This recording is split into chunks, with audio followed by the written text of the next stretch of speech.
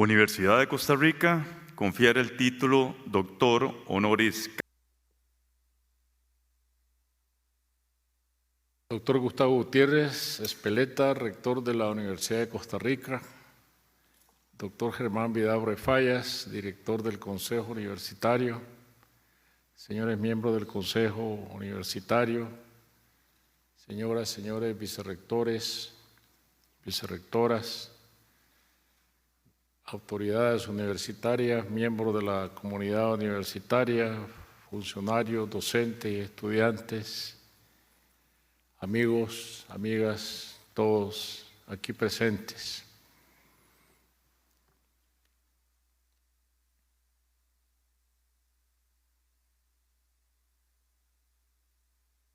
Siempre he creído que un escritor no puede ver las letras de su oficio con la escasa luz que dejan las ventanas cerradas, porque su razón de ser está en el mundo que bulle afuera con sus voces y sus imágenes, y sobre todo si he nacido en un país de portentos y esperpentos.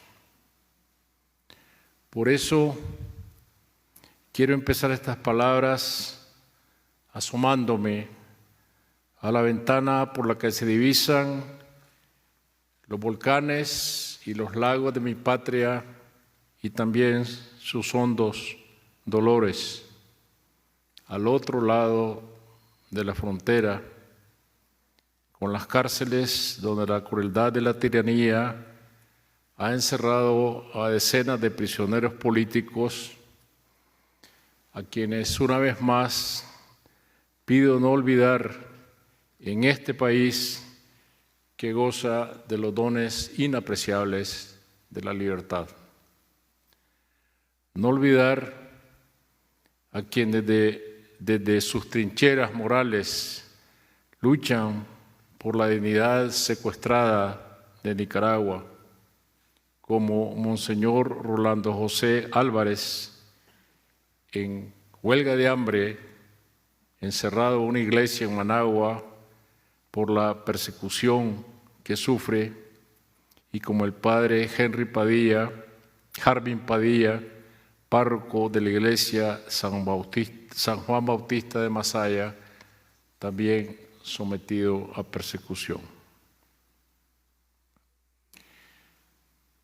De alguna manera, o de muchas maneras, pertenezco a esta universidad, que hoy me honra como pocas veces en mi vida al hacerme parte de su claustro académico con este título honorífico.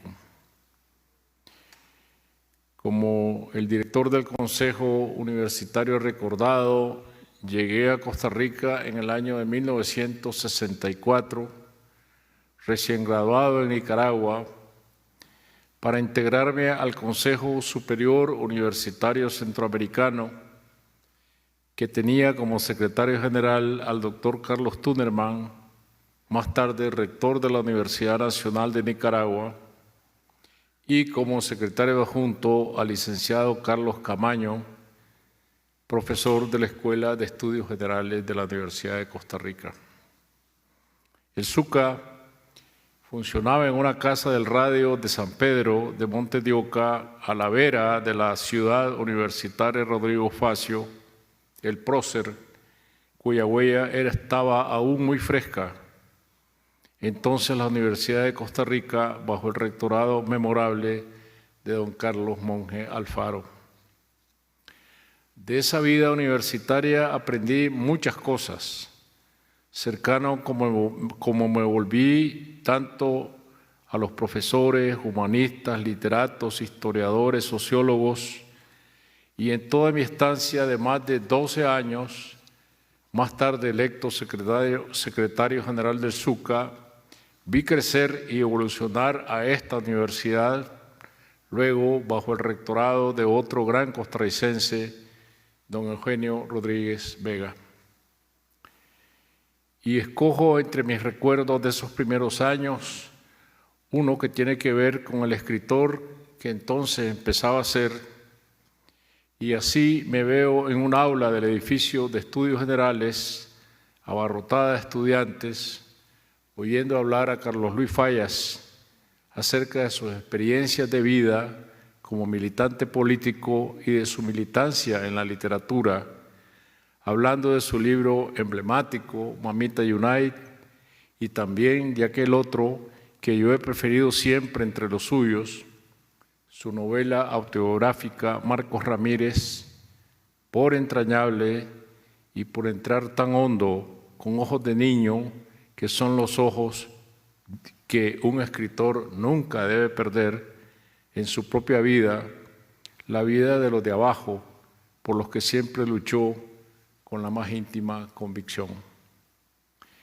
Y de allí a mi amistad tan perdurable con don Paco Amiguetti, artista plástico y escritor, profesor de la Escuela de Bellas Artes, y con don Carlos Meléndez, historiador devoto, y con don Constantino Láscaris, filósofo singular.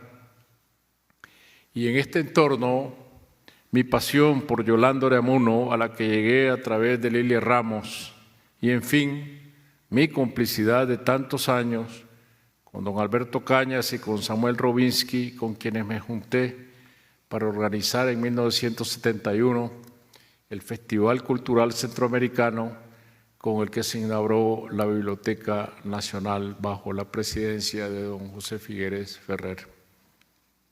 La memoria de todos ellos vive siempre en mí.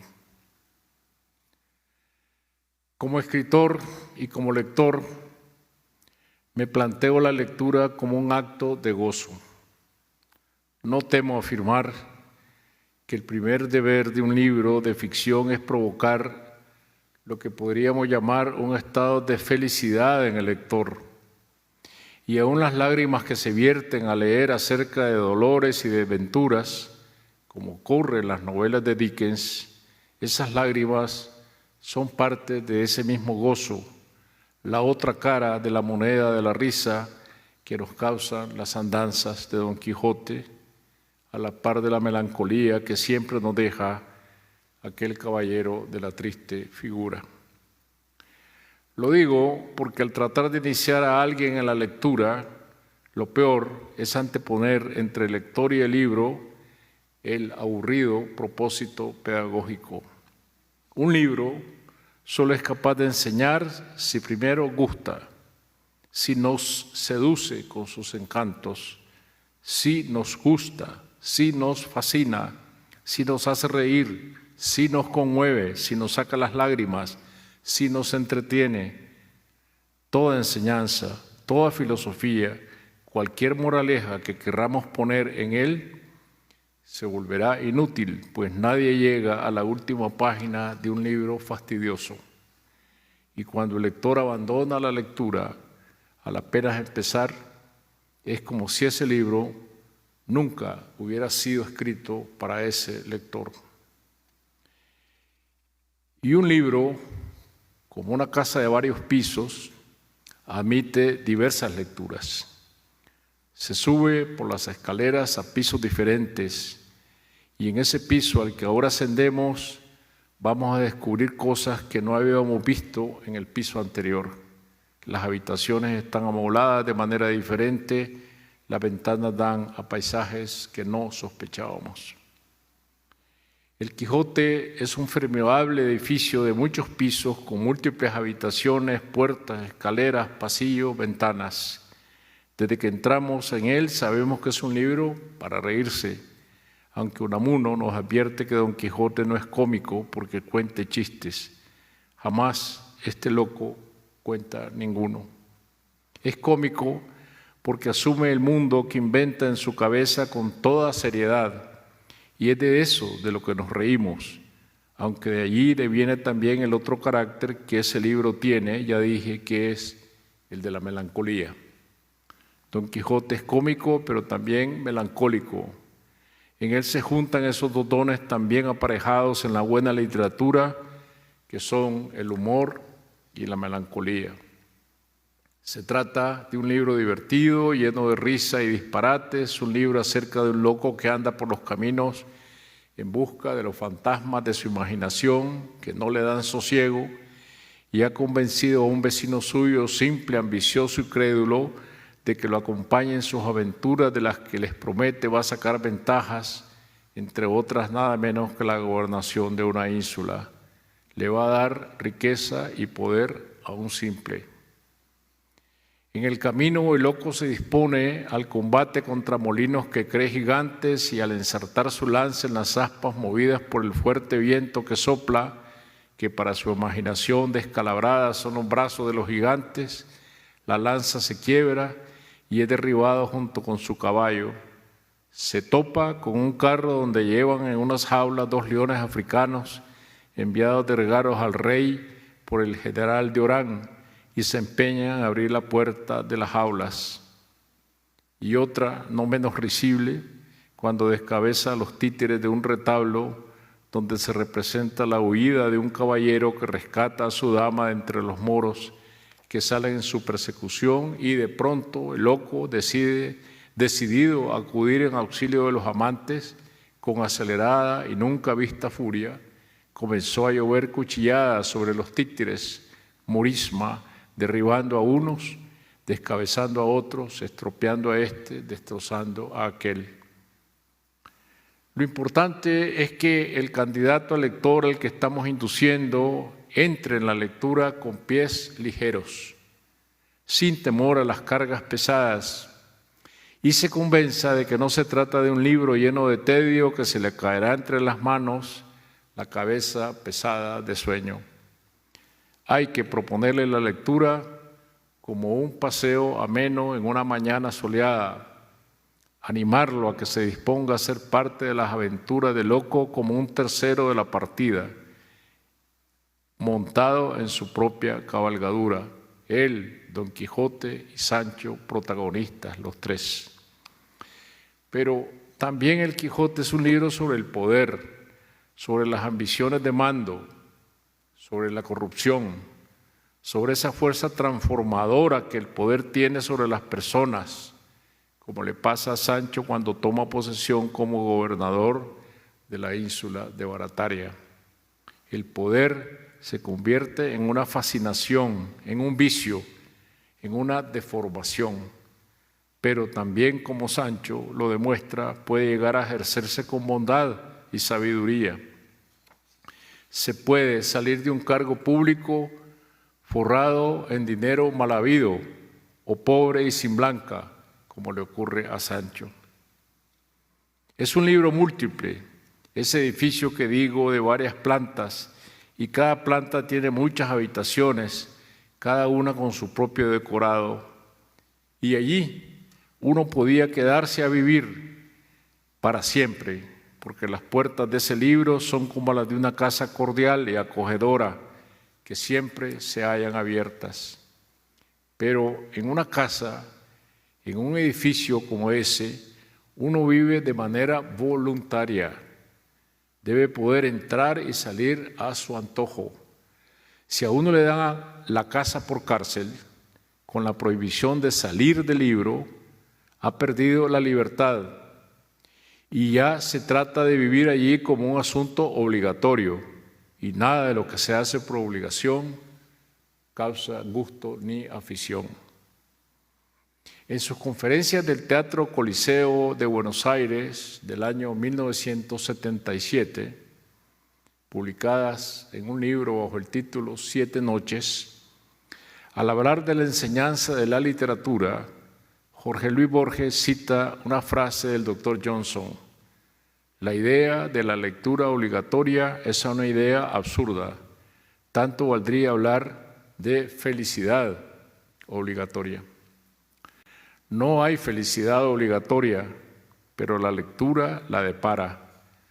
Cuando un libro nos atrapa y llegamos a un punto en que nos sobrecogen el asombro y la admiración, estos sentimientos se transforman en dicha, en una dicha inefable. Pero la lectura es un asunto de libertad de escogencia y de íntima felicidad. No podemos sacar gozo del castigo, y un libro impuesto viene a ser un castigo. Si el relato no los lleva al deseo de saber qué ocurrió después, el autor no ha escrito para ustedes, agrega el doctor Johnson.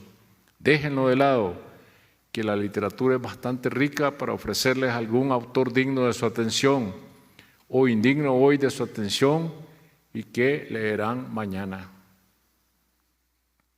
El asunto está en saber inducir a alguien a ver el acto de leer como una aventura al final de la cual ya nunca seremos los mismos, porque las páginas en que nos hemos sumergido nos habrán transformado, aunque en ese momento no lo percibamos.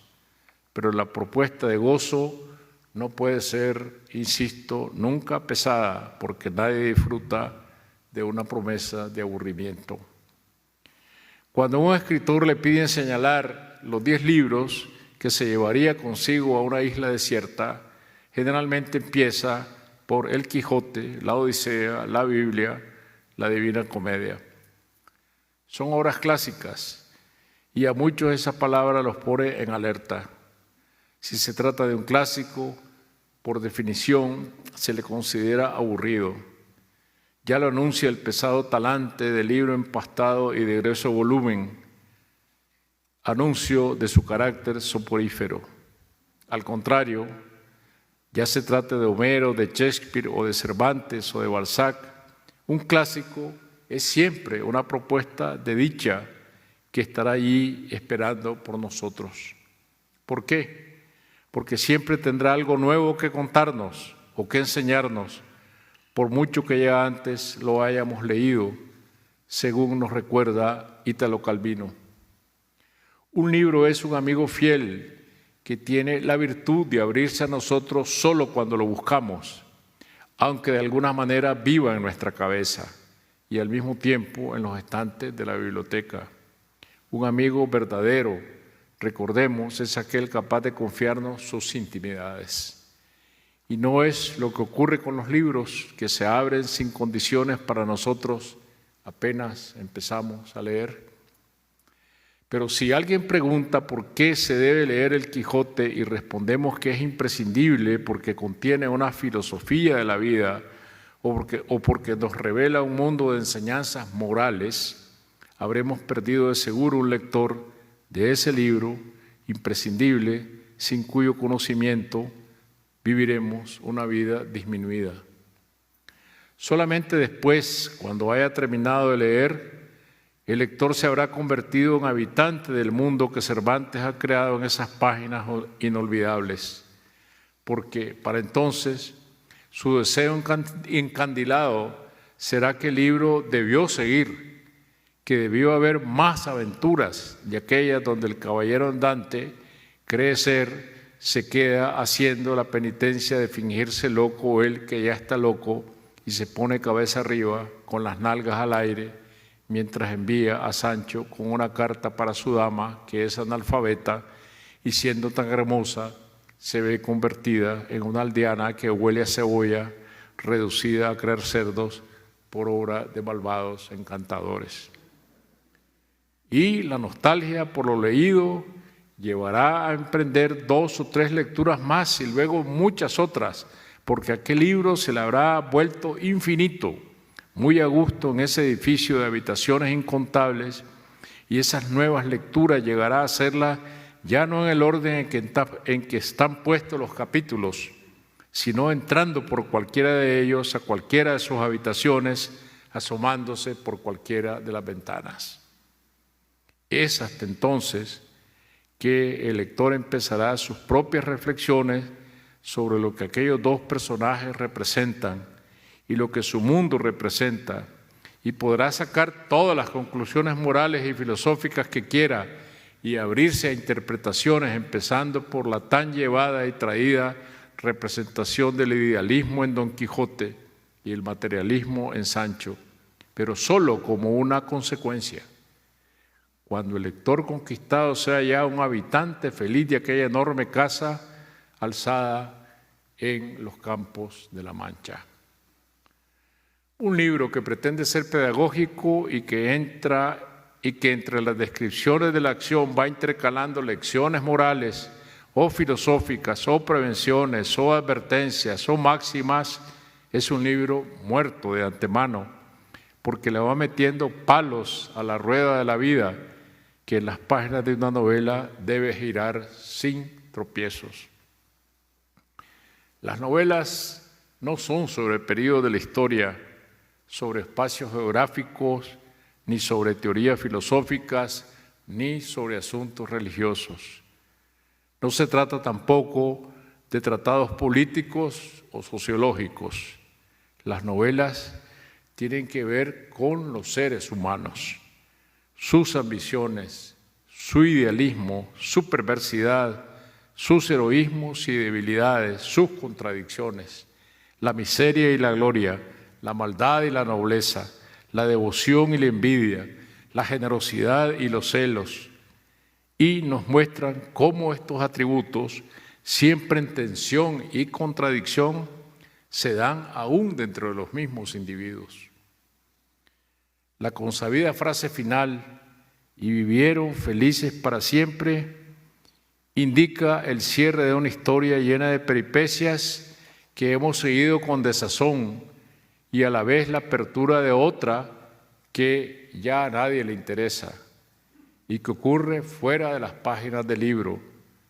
Se trata de lo que pasa después del drama y ya nadie lo cuenta, porque la felicidad siempre es monótona. Lo que apasiona son los obstáculos, al amor que no puede resolverse en paz, al viaje de regreso que no se puede realizar. La trama empieza cuando la relación amorosa entra un tercero o es estorbada por la voluntad de un malvado, o cuando en el viaje se interponen obstáculos insalvables o por un impedimento que no termina de quitarse de por medio. Los obstáculos son, entonces, la razón de todo relato, la interrupción constante de la felicidad. El amor, el poder, la locura, la muerte, los hallaremos en las tragedias de Esquilo, en los dramas de Shakespeare, en las novelas de Cervantes, en las de Dickens, en las de Balzac, en las de Tolstoy. La condición humana sigue siendo la misma a través de los milenios. Fiodor, el padre rencoroso y atrabiliario, avaro y despiadado que se disputa la misma mujer con Mitri, su propio hijo, llega hasta nosotros en toda su plenitud en las páginas de los hermanos Karamazov, porque somos capaces de reconocerlo tal como lo retrata Dostoyevsky y tal como nos lo retratamos nosotros en nuestras mentes. Es posible porque nos parece real, así como los muertos que Juan Rulfo pone a hablar debajo de sus tumbas en Pedro Páramo nos son familiares, porque lo que cuenta son ambiciones mal cumplidas y pasiones de amor que carcomen aún después de la muerte. Y siempre seguiremos viendo a una Lady Macbeth que incita a su marido al crimen, movida por la ambición y por la brujería, aunque Shakespeare haya muerto hace tantos siglos. ¿Cuántos buenos lectores se han perdido por causa de las imposiciones escolares, que mandan leer por fuerza de los programas de estudio libros pesados e indigeribles, o que por falta de método son presentados como tales? ¿Y cuántos buenos lectores y a lo mejor escritores se han ganado gracias a los libros prohibidos? Pues lo que la imposición no consigue, lo consigue la curiosidad. Y los censores son, sin excepción, personas amargadas y hostiles al espíritu de la libertad. Y quien no aprende nunca a leer, quien no se vuelve desde temprano un vicioso de los libros, no sabe de lo que se pierde. Se pondrá a llevar una vida mutilada y a lo mejor amarga, igual que la de los censores, lejos de los espejismos y los fragores de la imaginación.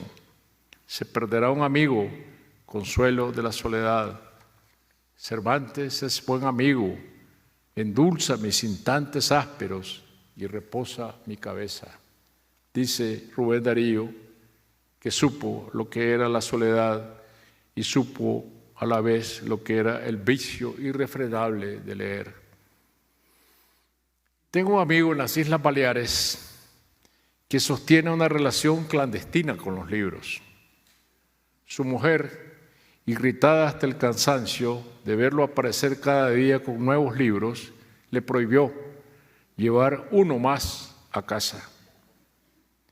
Los incómodos huéspedes habían desbordado los estantes y se habían instalado en el comedor, en los pasillos y la cocina, para no hablar del dormitorio y el retrete, casa tomada, como el cuento de Julio Cortázar. Entonces, cuidando el ruido de sus pasos, pues para subir al escondite debía pasar frente a la puerta de su propio apartamento, tras de la cual acechaba la celosa mujer, empezó a subir con las bolsas de nuevos libros por la estrecha escalera para meter con todo sigilo la llave en la cerradura y entrar al escondite que se había creado después de alquilar un nuevo piso en el mismo edificio. Era como si ahora tuviera una amante. Un día, desde el café de la esquina, donde bebíamos una cerveza, me invitó a visitar el refugio secreto y subí con igual cuidado que el suyo las escaleras para no despertar sospechas. La puerta casi no se abría, obstruida por los libros, pues agotado el espacio de los estantes, se hacinaban en rimeros en el suelo. Estará ahora buscando un nuevo escondite, ya no en el mismo edificio, sino en otro, para ejercer su poligamia con los libros. Tengo otro amigo en Buenos Aires, cuyos libros, de igual manera, ya no cabían en su apartamento, pero, a diferencia de aquel otro de las Baleares, aquella no era una relación clandestina, sino compartida con su mujer. Así que empezaron a discutir lo que podrían hacer frente a aquella presencia cada vez más creciente. Cuando se pusieron a hacer una selección para deshacerse de una parte de ellos, los libros terminaron por volver a sus sitios de siempre, viejos conocidos a los que no podía negarse asilo. Entonces se les ocurrió que no había mejor remedio que dejar el apartamento a los libros y buscarse ellos otro sitio donde vivir. Otra vez, casa tomada. Encontraron un nuevo lugar y hacia allá se mudaron. Ahora van a ver cómo están. Los acomodan un poco, les sacuden el polvo y luego se sientan a leer. Cumplida la visita, se despiden, apagan la luz y hasta mañana. Cuando los libros ya no caben en la cocina y llegan a los baños, no hay más que rendirse. Si desbordan la casa, desbordan la vida, imponen su abundancia y con su abundancia su tiranía. Don Alfonso Reyes, el gran escritor mexicano, cuando el arquitecto le preguntó qué clase de casa quería, respondió que una biblioteca con un cuarto para dormir, una cama cercada de libros. ¿Cómo crear ese vicio? Estimulando las lecturas capaces de atraer y de seducir, yendo de lo simple a lo complejo, empezando por recomendar un cuento de los hermanos Grimm, luego leyendo uno de Chekhov o de Rulfo, antes de llegar por fin a una novela de Faulkner o el Ulises de Joyce tan temido, ya no se diga, oyendo primero a los capítulos y pasajes más divertidos del Quijote o alguno de los cuentos fascinantes de las 1001 noches. Y para que un estudiante adquiera el vicio de la lectura, Antes deben adquirirlo sus padres y los maestros, con espíritu cómplice. Ser parte de la conspiración de leer, comportarse como cabecillas de una hermandad de iniciados, abrirles esa puerta al paraíso donde espera la manzana dorada entre las frondas del árbol del bien y el mal. Sin lector no hay escritor. Son dos caras de una misma moneda. Ya lo dice Borges. De todos los instrumentos del hombre, el más asombroso es sin duda el libro. Los demás son extensiones de su cuerpo. El microscopio, el telescopio son extensiones de su vista. El teléfono es extensión de la voz. Luego tenemos el arado y la espada, extensiones del brazo. Pero el libro es una extensión de la memoria y la imaginación. De alguna manera todos somos Alonso Quijano, buscando encarnar en la lectura el personaje que en nuestras propias vidas nos está vedado ser. Una manera de ser otros, distintos, y con eso conseguir la libertad que nos permite multiplicarnos, vivir vidas ajenas, ser los demás. Cambiar la realidad sin escapatoria por la imaginación que nos abre puertas múltiples. Ahora, en el exilio, no puedo sino pensar en la biblioteca que he dejado atrás en Nicaragua, una casa dentro de otra casa, construida a lo largo de muchos años, desde que mi afición impenitente por la lectura me llevó a juntar libros. Un ladrillo tras otro ladrillo, muros de libros que reclamaban cada vez más estantes provenientes de mis correrías por librerías de muchas ciudades, desde las primeras que yo visitaba en la avenida central de San José, recorriendo desde Cuesta de Moras, las librerías suntuosas, por otra parte, con palcos, platea y escenario, como la del Ateneo en Buenos Aires, la librería Lilo de Oporto, que parece una capilla gótica, o la biblioteca de un alquimista, otras pequeñas y acogedoras donde reina siempre el silencio, o librerías de viejos buhardillas donde no falta tampoco el aroma de la naftalina, libros rescatados de entre el arcaico surtido de los cajones de los buquinistas de la ribera izquierda del Sena, o como aquella librería del sótano en la Ciudad de México, allá en los años 60, que exhibía los libros sobre tablones sin cepillar, montados en burros. No sé cuántos son mis libros, creo que nunca lo he sabido. Alguien me preguntó una vez si había alcanzado a leerlos todos, una pregunta de gran candidez, porque algo así es imposible. Leer todos los libros coleccionados a lo largo de la vida sería un acto borgiano que puede llevar a la locura. Hacerse de una biblioteca que se convierte en un verdadero bosque frondoso toma tiempo o toma toda una vida. Yo he vivido dentro de ese bosque y solo yo puedo orientarme dentro de él. Solo yo sé dónde está cada libro, cada árbol, y puedo ir directamente a buscarlo. En alguna ocasión alguien me convenció de clasificarlos y resultó en un verdadero desastre. Cuando regresé de un viaje me hallé con el trabajo cumplido de manera muy profesional, cada libro con su etiqueta de clasificación en el lomo y un fichero de varias gavetas en una esquina. Pero fue como si el orden establecido por aquella mano experta hubiera trastornado el mundo y me encontré perdido en mi propio bosque. Ya no sabía dónde estaba cada libro, dónde estaba cada árbol, al que yo podía ir directamente dentro del caos organizado en que todos vivían en paz y armonía, y me sentí extranjero en mi propio mundo. De manera que volví a colocarlos como antes los tenía, para llegar hasta ellos sin más guía que mi propia memoria. Ahora, todo está en silencio en ese bosque.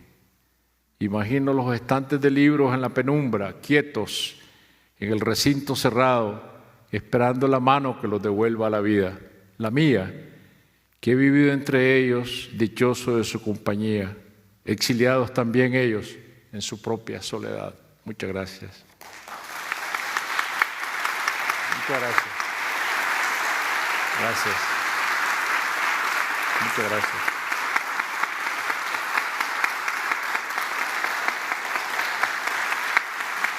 Gracias.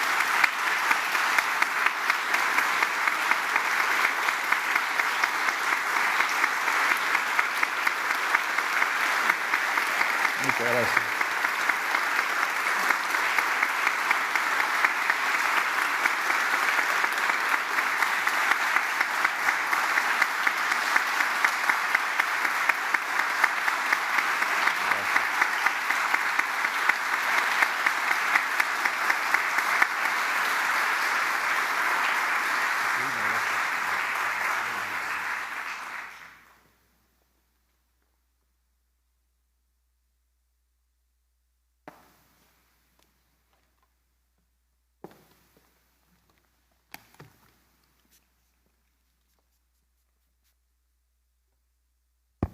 Nuestro profundo agradecimiento al doctor Sergio Ramírez Mercado por esta hermosa disertación, La memoria y la imaginación, reflexiones de un lector vicioso.